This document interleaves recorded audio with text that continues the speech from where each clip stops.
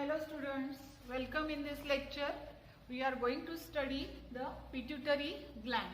In the previous lecture, we have completed the hormones of hypothalamus.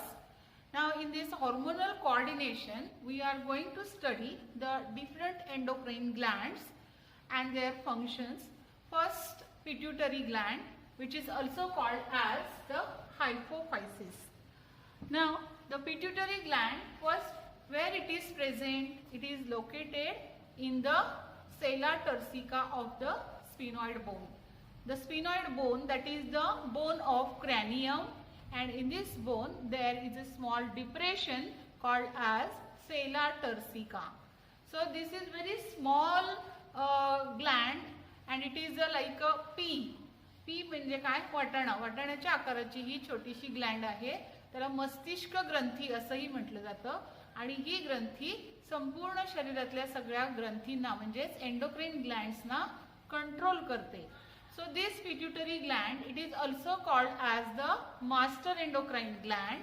We have studied, but the real master of this endocrine gland is the hypothalamus, which controls all the secretions of pituitary gland. Now see, the pituitary gland, it is a very small and it is a reddish grey colored gland, and mainly it consists of the two parts, that is the anterior lobe called as the adenohypophysis. This part, it is the anterior lobe, it is called as adenohypophysis, and second part, that is the posterior lobe or neurohypophysis. So adenohypophysis is the first lobe and neurohypophysis is the second lobe. Now first we will study about the anterior lobe or adenohypophysis.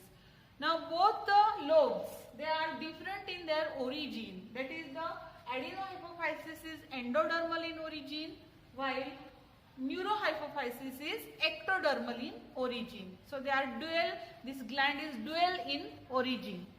Now first we will study about the adenohypophysis. The adenohypophysis, it is mainly it is developed from the outgrowth of buccal cavity called as Rathke's pouch. It is developed from the outgrowth of the buccal cavity, which is called as the Rathke's pouch.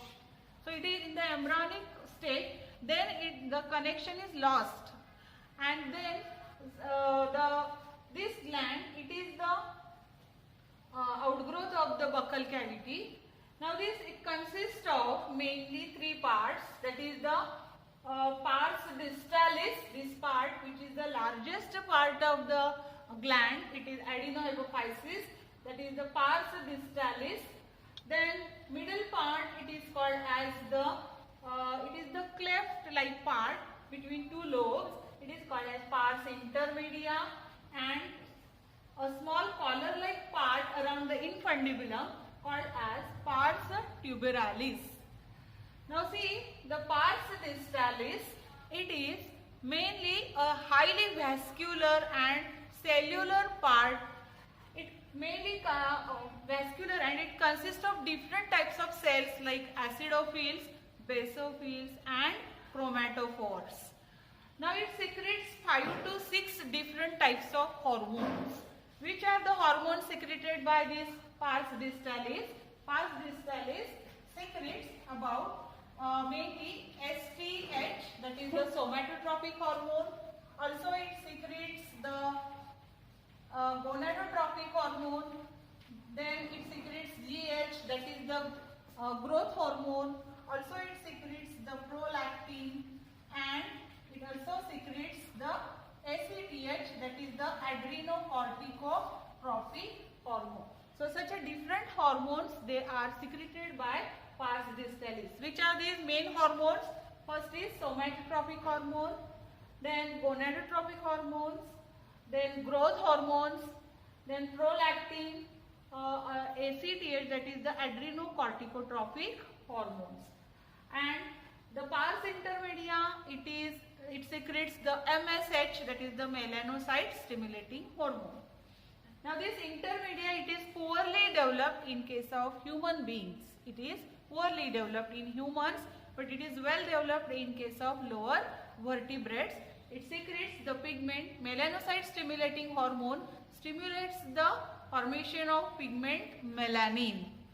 So remember, this is poorly developed in case of human beings.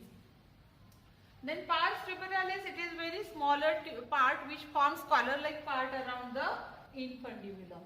So these are the three parts of adenohypophysis. Then second part of this gland, that is the neurohypophysis. The neurohypophysis, it mainly consists of three parts, that is the median eminence, second is infundibulum, or it is also called as infundibular stalk, and third part which is called as the pars nervosa.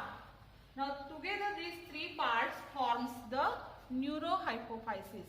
So it is the downward extension of the hypothalamus. Neurohypophysis is nothing but the downward extension of the hypothalamus.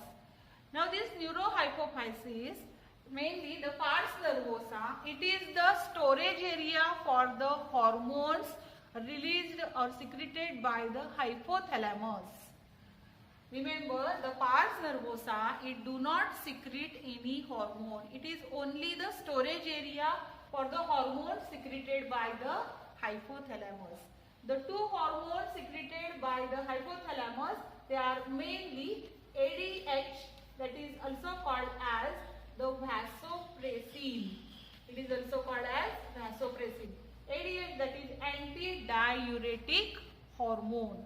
And also along with this, it also secretes the oxytocin. So these are the two hormones secreted by hypothalamus, that is the paraventricular nucleus and the supraoptic nucleus. So these two cells, neurocells, they secretes actually the hormones ADH and oxytocin, and they are stored in this area that is called as the pars nervosa. So these are the neurohormones. These are neurohormones. So which are these hormones? ADH, that is the antidiuretic hormone, which is also called as vasopressin, and another hormone is oxytocin. Now see, the infundibulum, it is the part which connects the hypothalamus to the pituitary gland. So it is also called as the infundibular stalk or infundibulum, and these fibers, axons of these neurons, they connect the hypothalamus with the neurohypophysis. Now median eminence, it is also the part of this hypothalamus. So median eminence, infundibulum and pars nervosa together forms the neurohypophysis.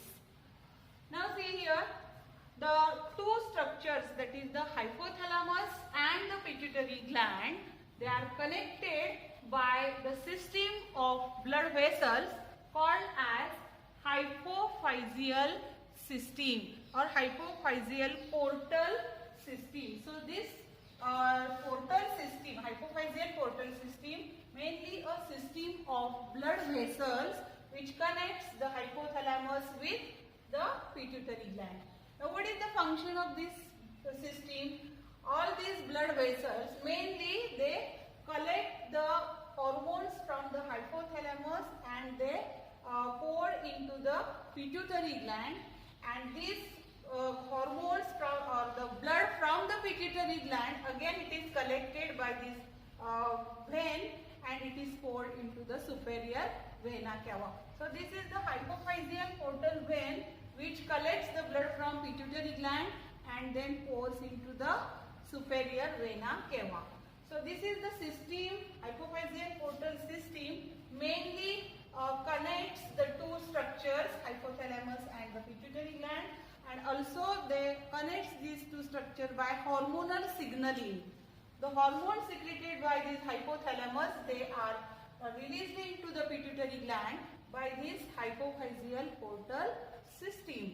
And this system consists of mainly the hypophyseal vein, which collects the blood from pituitary and secretes into the, mainly pours into the superior vena cava. So this is about the hypophyseal portal system. Now after this we are going to study in detail the hormones of adenohypophysis and hormones of neurohypophysis. The role of hormones of these mainly the somatotropic hormone, then gonadotrophic hormones, that is the gonadotrophic hormones like FSH, then LH and ICSH. That is the, these are the mainly the sex hormones, follicle stimulating hormone, then the luteinizing hormone, and along with this the ICSH, that is the interstitial cell stimulating hormone. So these are the gonadotropic. Then prolactin, it is a milk secreting hormone. ACTH, that is the adrenocorticotropic hormone, which mainly stimulates the adrenal gland for the secretion of corticoids. So the different hormones and different functions of these hormones along with the disorders, that is the hyposecretion and hypersecretion, we will study in the next lecture. Okay, thank you.